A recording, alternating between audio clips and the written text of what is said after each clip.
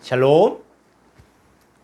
한글 성경에 잘못 번역된 것이나 번역에 빠진 부분, 또 성경을 잘못 이해하고 있는 성경의 내용을 원어 성경을 통해서 바로잡고 또 올바른 번역을 통해 성경을 올바로 알고자 하는 강좌입니다.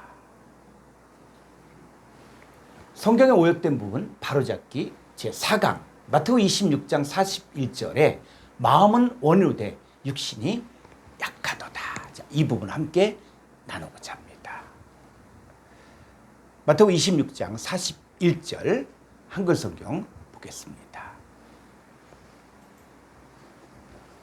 시험에 들지 않게 깨어 기도하라. 마음에는 원이로되 육신이 약하도다 하시고.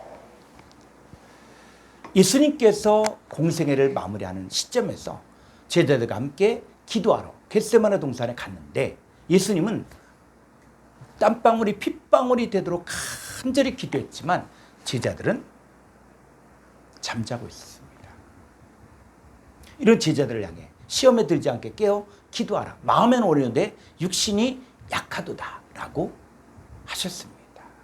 자, 그런데 이 구절을 교회 사역을 열심히 하다가 시험에 들거나 힘들면 푸념으로 늘어놓는 말 중에 하나가 마음은 원인데 육신이 약해. 육신이니까 그렇지 하면서 자책하는 경우가 많습니다.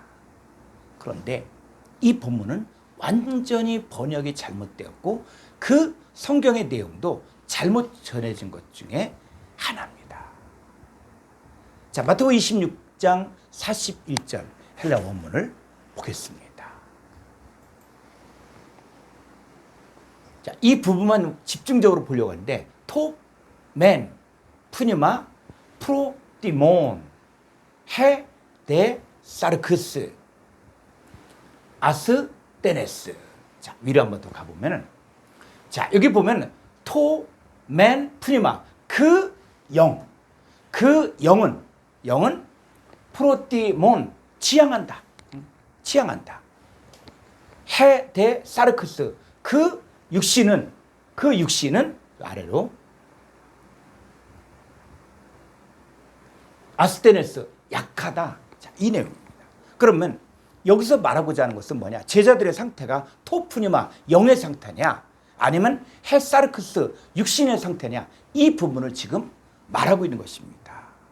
그러면 육신의 상태가 어떤 상태를 말하는 것일까요?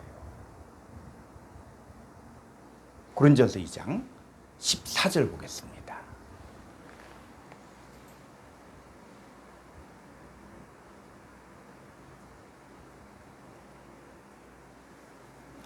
육에 속한 사르크스, 육에 속한 사람은 하나님의 성령의 일들을 받지 아니하나니 이는 그것들이 그에게는 어리석게 보이며 또 그는 그것들을 알 수도 없나니 그러한 일은 영적으로 분별되기 때문이라. 자, 육에 속한 사람은 하나님의 성령의 일들을 받지 않고 그것들을 알 수도 없고 또 어리석게 보입니다. 창세기 6장 3절 보겠습니다. 여호와께서 이르시되 나의 영이 영원히 사람과 함께하지 아니하리니 이는 그들이 육신이 됨이라. 그러나 그들의 날은 120년이 되리라 하시니라. 자, 하나님의 영이 함께할 수 없는 사람을 육신이라고 이야기하는 것입니다. 고린도전서 15장 45절 보겠습니다. 기록된 바 첫사람 아담은 생명이 되었다함과 같이 마지막 아담은 살려주는 영이 되었나니 그럼 먼저는 신령한 사람이 아니요 육의 사람이요 그 다음에 신령한 사람이니라. 자, 첫사람 아담, 이 헬라 원문은 생명이 산 목숨인데 첫사람 아담은 산 목숨인데 이 첫사람 아담은 어떤 사람이라고요? 육의 사람이라는 것이죠. 그래서 첫사람 아담은 육의 사람이고 육의 사람은 혈과 육이요 썩을 것이요 하나님 나라를 유업으로 받을 수 없는 첫사람 아담에게 속한 자들을 말합니다.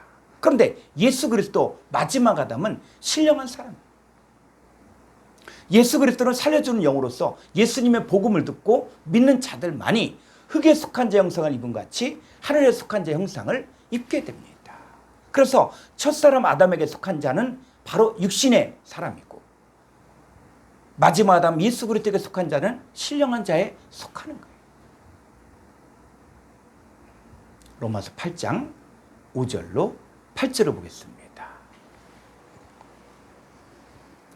육신을 따른 자는 사르크루스, 육신을 따른 자는 육신의 일을, 영을 따른 자는 영의 일을 생각하나니 육신의 생각은 사망이요 영의 생각은 생명과 평안이니라.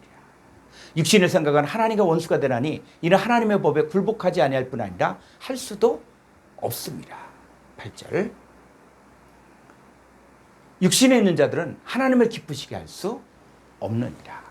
자, 육신을 따른 자는 육신의 일만을 생각하고 육신의 생각은 사망이요 하나님과 원수가 되고 하나님의 법에 굴복하지 않을 뿐더러 할 수도 없고 하나님을 기쁘게 하지 못하는 혈과 육에 속한 첫사람 아담에게 속한 자들을 성경에서는 육신이라고 이야기하는 것입니다. 지금 제자들이 상태가 육신의 상태이기 때문에 예수님과 함께 깨어 있을 수 없고 기도할 수 없는 상태인 것입니다. 그러면 어떻게 하면 제자들이 깨어 기도할 수 있을까요?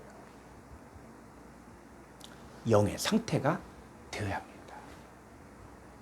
따라서 이 헬라 원문을 직역하면 마음은 온유되 이것이 아니라 성령으로는 지향하되 이런 의미입니다. 그럼 제자들의 상태가 육신의 상태에서 뭐로 바뀌어져야 돼요? 바로 성령의 상태로 바뀌어져야 된다는 것이죠. 그러면 무엇이 성령입니까? 로마서 8장 9절을 보겠습니다. 만일 너희 속에 하나님의 영이 거하시면 너희가 육신에 있지 아니하고 영 안에 있나니 누구든지 그리스도의 영이 없으면 그리스도의 사람이 아니니라. 하나님의 영이 우리 안에 거하시면 우리는 더 이상 육신의 존재가 아닌 영 안에 있는 존재입니다. 고린도서 6장 17절. 주와 합한 자는 한 영이니라. 주님과 연합한 나는 영의 존재로 이미 바뀌어진 것입니다.